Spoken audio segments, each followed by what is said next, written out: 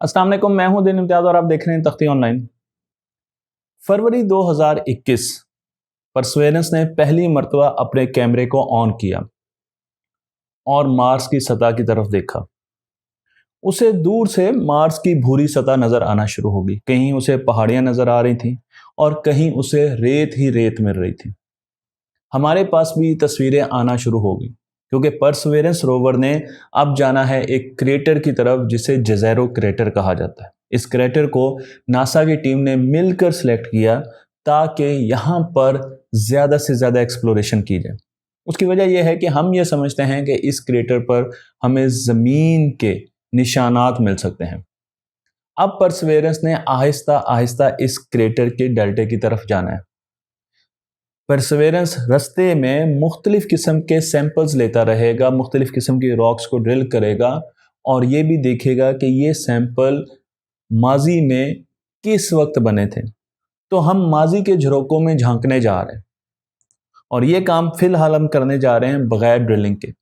मैं आपको यहाँ पर एक मैप दिखा रहा हूँ और ये पहली कैंपेन है जो कि परसेवरेंस ने फॉलो करनी है। इस कैंपेन का नाम है floor campaign, crater floor campaign, और इसमें हम अपनी लैंडिंग साइट भी देख रहे हैं और इसके साथ साथ हम क्रेटर के डेल्टे की तरफ जा रहे हैं। इस कैंपेन के बाद हम एक और कैंपेन शुरू करेंगे जिसे फ्रंट कैंपेन कहते हैं या डेल्टा फ्रंट कैंपेन कहेंगे। पहले 6 महीने परसेवरेंस अपनी जगह पर ही मौजूद रहा, उसने कोई कैंपेन शुरू नहीं की। उसकी वजह यह है कि उसके सारे इंस्ट्रूमेंट्स चेक हो रहे थे, उसके जितने भी कैमरास थे वो चेक हो रहे थे, जितने स्पेक्ट्रोमीटर्स थे उनके सेल्फ टेस्ट हो रहे थे। लेकिन उसके साथ साथ वो एक मैकेनिकल जन्म भी दे रहा था एक ड्रोन को। जी हाँ, मैं इंजीनियरिटी की बात कर रहा हूँ, जो कि एक ड्रोन है, जो कि एक हेलीकॉप्टर है और मौजूद था वो परसेवरेंस रोवर के अंदर। उसे सबसे पहले मार्स की सतह पर रखा गया। 1.8 किलोग्राम का ये ड्रोन है जिसने मार्स की सतह पर उड़ना है। मार्स की सतह पर उड़ना इतना आसान नहीं है क्योंकि मार्स की एटमॉस्फेयर हमारे एटमॉस्फेयर से बहुत मुख्तलिफ है। 100 गुना ज़्यादा हल्की एटमॉस्फेयर है, छोटी भी है यानी उसकी विड्थ भी कम है लेकिन हल्की है, उसकी डेंसिटी मुख्तलिफ है।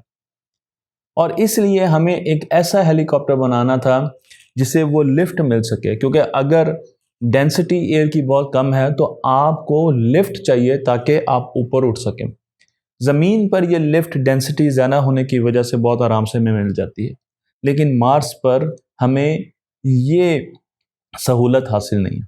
उसके लिए इसके रोटेशन, फैन के रोटेशन बढ़ाए गए। 2000 आरपीएम का रोटर इस वक्त इस हेलीकॉप्टर पर इस्तेमाल किया गया है। इसकी भी टेक्निकल डिटेल्स और इसकी टेस्टिंग पर मैं पूरी वीडियो बना चुका हूं और वो दिखा भी चुका हूं कि किस तरीके से बार बार इसे ज़मीन पर टेस्ट किया है। आप मार्स की प्लेलिस्ट तख्ती पर देख सकते हैं। हमें यह भी पता है कि इस हेलीकॉप्टर ने एक्सट्रीम टेम्परेचर कंडीशंस पर रहना है। रात को मार्स का टेम्परेचर -180 डिग्री सेंटीग्रेड तक चला जाता है और उसमें इस हेलीकॉप्टर ने मार्स पर उड़ना है। मैं ये भी बता दूं कि इस हेलीकॉप्टर के ऊपर भी कैमरे लगे हुए हैं जो कि मॉनिटरिंग करते हैं। वो हमें परसेवरेंस रोवर के बारे में भी बताते हैं और मार्स की सतह के बारे में बताते हैं। मशल बरदार ये हेलीकॉप्टर परसेवरेंस रोवर के आगे आगे चलेगा और उसे रास्ता दिखाएगा। उसके साथ साथ ये भी फैसला करेगा कि कौन से रास्ते सेफ हैं और किन रास्तों पर जाना खतरनाक साबित हो सकता है। पहली फ्लाइट के वक्त ये हेलीकॉप्टर साहब डाउन हो गए। एक रात तक, ये 19 अप्रैल की बात है 2021, एक रात तक ये चले ही नहीं और पता चला कि इनके अंदर सॉफ्टवेयर ग्लिच आ गई। तो सॉफ्टवेयर ग्लिच सिर्फ पाकिस्तान में नहीं आती, गोरों की तरफ भी आती। लेकिन उसके बाद आहिस्ता आहिस्ता इसे रिकवर कर लिया गया। अब इसने फ्लाइट करनी थी और इसकी फ्लाइट ऑटोनोमस फ्लाइट है। हम इन चीज़ों को ज़मीन से कंट्रोल नहीं करते। उसकी वजह यह है कि ज़मीन से कंट्रोल करने के लिए इन चीज़ों को स्लो होना पड़ता है। ज़मीन से सिग्नल जाना और आना 20 मिनट के डिलेज हमें जाने और फिर आने में लगते हैं। इसलिए इनके अंदर आर्टिफिशियल इंटेलिजेंट सिस्टम बनाए गए हैं जो कि इसे ऑटोनोमस بناتے ہیں، اس کا مطلب یہ ہے کہ یہ اپنے فیصلے خود بھی کر سکتے ہیں اور زمین سے بھی انہیں کنٹرول کیا جا سکتا ہے۔ پہلی مرتبہ یہ ہیلی کاپٹر 3 میٹر کی الٹیچیوڈ پر سطح پر اڑا اور 39.1 سیکنڈ تک یہ ہوا میں رہا۔ یہ سائنسدانوں کے لیے ایک بہت ہی خوشی کا لمحہ تھا۔ ناسا میں اس وقت عید تھی کیونکہ انجینیٹی ڈاؤن ہونے کے بعد اب اڑنا شروع ہو گیا تھا۔ میں آپ کو یہ بھی بتا دوں کہ انجینیٹی کی جو لائف تھی وہ مارس میں 30 دن اور اگر زمین کے دن لگائے جائے تو 31 دنوں پر مشتمل تھی، یعنی اس نے صرف 1 مہینہ مارس پر کام کرنا تھا اور پھر ناسا کا یہ خیال تھا کہ یہ آہستہ آہستہ ختم ہو جائے گا، اس کا سسٹم ڈیٹیریٹ کر دے گا۔ لیکن آپ کو یہ جان کر حیرانی ہوگی کہ انجینیٹی ہیلی کاپٹر نے، ڈرون نے اپنی آخری فلائٹ جو ابھی اس نے لی ہے وہ ہے 2 اپریل 2023 کو، اور یہ اس کی 49ویں فلائٹ تھی۔ تو اگلی فلائٹ جو وہ لے گا وہ اس کی 50ویں فلائٹ ہوگی۔ یہ ہیلی کاپٹر اپنی زندگی سے، متوقع زندگی سے بہت زیادہ عرصے تک سفر بھی کرتا رہا اور اس کے ساتھ ساتھ اس نے بہت زیادہ اونچائی تک بھی گیا، جو کہ ہمارا یہ خیال تھا کہ یہ اتنا اونچا شاید نہیں جا سکے گا۔ یہاں پر یہ بھی بتانا ضروری ہے کہ پرسیورنس روور نے ہمیں مارس کی آوازیں بھی سنائی دیں۔ پرسیورنس روور پر مائکرو فونز بھی موجود ہیں اور اس کی وجہ سے ہم نے وہاں کی ہواؤں کی، جھکڑوں کی آوازیں سنی ہیں۔ وہ آوازیں میں آپ کو یہاں پر بھی سنانے جا رہا ہوں۔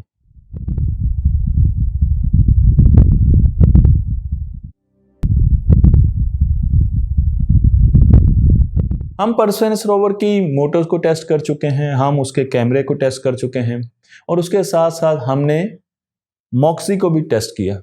موکسی اگر آپ کو یاد ہو تو ایک چھوٹا سا ڈبہ تھا جو کہ کار کی بیٹری کے برابر، اور اس کا کام یہ تھا کہ وہ ایک سنتھیٹک ٹری تھا، ایک مصنوعی درخت تھا جو کہ مارس کے ایٹماسفیئر سے آکسیجن بناتا ہے۔ موکسی پر جب کام کیا گیا اور اسے آن کیا گیا تو پتہ چلا کہ اس نے 10 گرام آکسیجن بنانا شروع کر دی فی گھنٹہ۔ 1 گھنٹے میں وہ 10 گرام آکسیجن بناتا ہے۔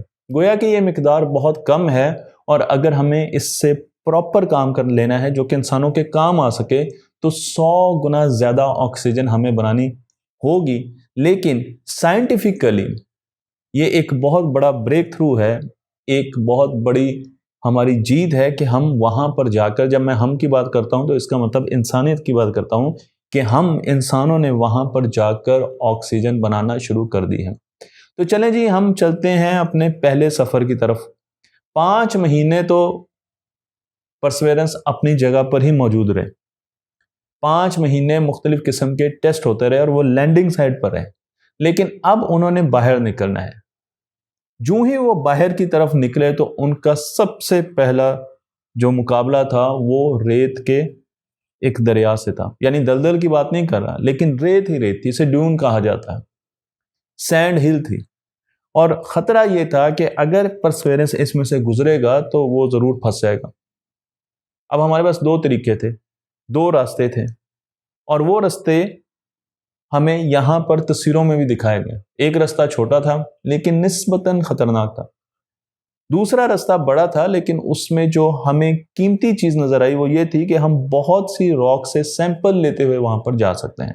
تو یہ ایفیشینٹ راستہ تھا، گویا کہ یہ بڑا راستہ ہے لیکن ایفیشینٹ اس لیے تھا کہ یہاں پر ہم سیمپلز بہت لے سکتے ہیں۔ سائنسدانوں نے اس پر بھی بہت زیادہ سوچ بچار کی اور پھر بڑے راستے کو ہی چنا گیا اور موکسی اپنے راستے پر رواں دواں ہو گیا۔ ایکسپلوریشن شروع ہو چکی تھی۔ ماضی میں لاکھوں سال پہلے مارس پر اسپیس سے ایک بہت بڑی راک آ کر ٹکرائی۔ وہ راک اتنی بڑی تھی کہ اس نے مارس پر ایک بہت بڑا گڑھا بنا دیا۔ یہ گڑھا 100 میٹر گہرا تھا اور اس کی جو ڈائیمیٹر تھا وہ 40 کلومیٹر تھا۔ اس گڑھے کو آج ہم جزیرو کریٹر کہتے ہیں۔ اس میں آہستہ آہستہ پانی بھر گیا اور کیونکہ ایک بہت بڑی لیک بن چکی تھی، ایک بہت بڑی جھیل بن چکی تھی، تو اس میں سے ایک دریا بھی نکلنا شروع ہو گیا۔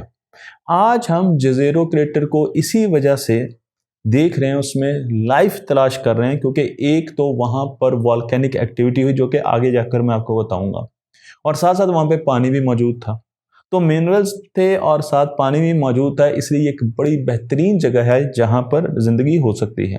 اگر اس کریٹر پر یا مارس پر کوئی زندگی بھی تھی تو وہ مر چکی ہے، کیونکہ بظاہر ہمیں وہاں پر کسی قسم کی زندگی نہ تو سیٹلائٹ سے ملی ہے اور نہ ہی روور سے نظر آئی ہے۔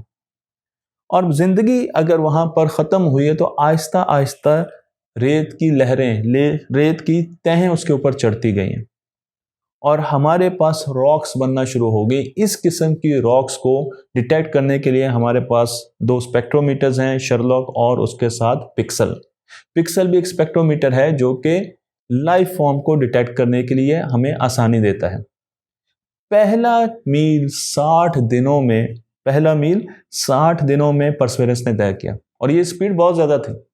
اگر آپ اسپرٹ سے اس کا مقابلہ کریں تو پتہ چلے گا کہ اسپرٹ اور کیوریوسٹی بہت زیادہ سلو تھے، اور اسپرٹ روور ریت میں دھنس کر ختم ہوا تھا۔ اس کا جو اینڈ ہوا تھا وہ میں آپ کو یہاں پہ تصویر میں بھی دکھا رہا ہوں، وہ ریت میں دھسا تھا اور اس کے دھسنے سے اس کا اینڈ ہوا ہے۔ اسی لیے پرسیورنس پر ایک artificially intelligence autonomous navigating system بھی لگایا گیا۔ یہ ایسا سسٹم ہے جو کہ اسے وہیں پر ڈیسیژن کرنے پر مجبور کرتا ہے۔ وہ اپنے پاتھ کو دیکھتا ہے، ہیلی کاپٹر سے بھی رائے لیتا ہے اور اس کے ساتھ وہ وہاں پر موقع کی مناسبت سے ڈیسیژن کرتا ہے۔ ضرورت نہیں پڑتی اسے ہر مرتبہ زمین سے بتایا جائے، کیونکہ میں نے آپ کو بتایا کہ زمین سے سگنل کو جانے میں اور واپس آنے میں 20 یعنی کہ تقریباً کچھ جگہ پر 40 منٹ اور کچھ جگہ پر 48 منٹ اتنا زیادہ ڈیلے ہوتا ہے۔ اس لیے اس کی موومنٹ سلو ہوگی۔ کیوریوسٹی کو اور دوسرے روورز کو ہم زمین سے کنٹرول کرتے تھے، اسی لیے وہ سلو چلتے تھے، کیونکہ انہیں ہر ڈیسیژن پر رکنا پڑتا تھا۔ لیکن پرسیورنس اپنے ڈیسیژنز خود بنا سکتا ہے، کوئک ڈیسیژنز کر سکتا ہے، اس لیے اس کی سپیڈ بھی تیز ہے۔ پہلی مرتبہ پرسیورنس نے فریکچرڈ رف میں ڈرل کیا۔ میں آپ کو یہاں پر اس ڈرل کی تصویر دکھا رہا ہوں جو کہ 20 جون 2021 میں وہ ایک علاقے میں پہنچا جسے فریکچرڈ رف کہا جاتا ہے۔ سائنسدانوں نے بہت زیادہ سلیکشن کی، سوچا سمجھا اور غور کرنے کے بعد انہوں نے ایک راک کو تلاش کیا جس پر ڈرل کرنا تھا۔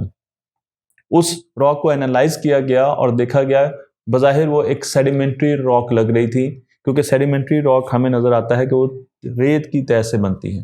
لیکن دوسری طرف اگنیشس راکس ہوتی ہیں جو کہ میگما کے، لاوے کے، والکینک ایکٹیویٹی کے ٹھنڈے ہونے کی وجہ سے بنتی ہیں۔ تو ہمیں یہ لگ رہا تھا کہ یہ ایک سیڈیمنٹری راک ہے اور اسے ڈرل کیا گیا۔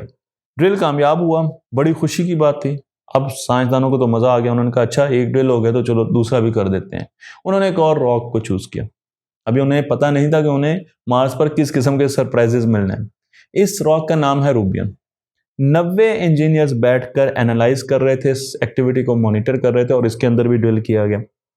6 گھنٹے میں یہ سیمپل لیا گیا اور اس سیمپل کو لے کر روبوٹک آرم نے اس سیمپل کو شفٹ کیا اور اس کی جو بیلی ہے، اس کا جو پیٹ ہے، اس کے اندر لوکیشن میں جا کر اس سیمپل ٹیوب کو رکھ دیا گیا۔ لیکن اس کے بعد سائنسدانوں کو ایک جھٹکا لگا، کیونکہ سیمپل ٹیوب کا وزن تو بڑا ہی نہیں تھا۔ اگر اس کے اندر مٹی موجود تھی، اس کے اندر راک پاؤڈر موجود تھا تو اس کا وزن بڑھنا چاہیے تھا، جس طریقے سے پہلی ٹیوب کے ساتھ ہوا۔ لیکن روور جو ہمیں انفارمیشن دے رہا تھا وہ یہ دے رہا تھا کہ سیمپل ٹیوب ابھی بھی اتنے ہی وزن کی ہے جتنی کہ وہ شروع میں تھی۔ خیر بہت دیکھا گیا تو پتہ چلا کہ سیمپل ٹیوب فل نہیں ہوئی۔ آخر اس کی وجہ کیا ہے؟ کیونکہ زمین پر تو 100 سے زیادہ راکس پر یہ ایکٹیویٹی کی گئی تھی اور یہاں پر یہ سارے کے سارے ایکسپیریمنٹ کامیاب ہوئے تھے۔ ایک مرتبہ بھی ایسا نہیں ہو کہ اس طرح کا مسئلہ سامنے آیا ہو۔ لیکن بعد میں جب انالیسس کیا گیا، تصویریں کھینچی گئی، کافی زیادہ سٹرگل کی گئی، تو پتہ چلا کہ وہ راک بہت ہی بھربھری راک تھی، خاص قسم کی راک تھی، بھربھری راک تھی۔ جیسے اسے ڈرل کیا گیا تو اس کی جو مٹی تھی وہ ڈسٹ میں بن کے اڑ گئی اور ہمارے پاس سیمپل پیچھے بچا نہیں۔ اس لیے ہمیں دیکھنا ہوگا کہ ہم کس قسم کی راکس پر دوبارہ ڈرل کرتے ہیں۔ اب یہ ایک پریشانی کی وجہ تھی، کیونکہ اگر اس قسم کی راکس مارس پر موجود ہے تو پھر ہم سیمپل کیسے لے سکیں گے؟ اب ہمیں تو بڑے غور سے دیکھنا ہوگا۔ پھر آہستہ آہستہ روور چلنا شروع ہو گیا اور اس نے 150 میٹر کا راستہ طے کیا اور اس کی نظر، اس کے کیمروں کی نظر ایک راک پر پڑی۔ یہ راک بظاہر بڑی واضح تھی، ابھری ہوئی تھی، نظر آ رہی تھی اور ایسے بھی لگ رہا تھا کہ یہ بالکل ایروڈیڈ نہیں ہے، یعنی اس پر ویدر نے، موسم نے کوئی خاص اثر نہیں ڈالا تھا. تو سوچا گیا کہ اچھا چلیں اسے ڈرل کرتے ہیں. اب یہ 1 مہینہ گزر گیا اس ایکٹیویٹی میں کہ اگلے روور اب آگے چل پڑا اور اس راک تک پہنچا اور اب اس نے ڈرل کرنا ہے. تو اب 1 مہینے بعد وہ ڈرل کرنے کے لیے جا رہا ہے اور بہت زیادہ سروے کیے گئے کیونکہ سائنسدان تو پہلے پریشان تھے کہ اب ایسا نہ ہو کہ یہ راک بھی بالکل ڈسٹ کی طرح ہو اور پھر ہم اس سے بھی کچھ حاصل نہ کر سکیں. 6 سینٹی میٹر کا ڈرل کیا گیا اور 6 سینٹی میٹر کے ڈرل کے بعد ٹیوب کو فل کیا گیا اور پھر ٹیوب کو دوبارہ جا کر اس کی جو بیلی ہے، اس کا جو چیسز ہے، اس کے اندر اپنی جگہ پر رکھا. جیسے ہی ٹیوب کو روور کے اندر رکھا گیا تو ہمیں روور سے خوشخبری آئی کہ ٹیوب کا ویٹ بڑھ چکا ہے. اس کا مطلب یہ ہے کہ اب ٹیوب میں سیمپل موجود ہے. اور اس کے علاوہ بھی بہت سے ایسے ٹیسٹ ہم نے کیے جس سے ہمیں پتہ چلا کہ دوبارہ سے ہم نے سیمپل لینے شروع کر دیے. تو یہ دوسرا سیمپل تھا اور دوسرا کامیاب سیمپل تھا جو کہ ہم نے لیا. یاد رہے کہ بیچ میں ایک سیمپل لینے کی ایکٹیویٹی ناکام ہوئی تھی. لیکن ابھی کہانی ختم نہیں ہوئی دوستو. ابھی ایسے مسئلے آنے ہیں کہ وہ آپ کو بھی ششدر کر دیں گے اور سائنسدانوں کو تو انہوں نے وقتی طور پر بہت پریشان کر دیا. لیکن وہ سب اگلی ویڈیو میں. مجھے امید ہے کہ یہ ویڈیو آپ کو پسند آ رہی ہوگی. تختی آن لائن کو لائک کیجیے، شیئر کیجیے اور اس علم کو دوسروں تک پہنچا دیجیے.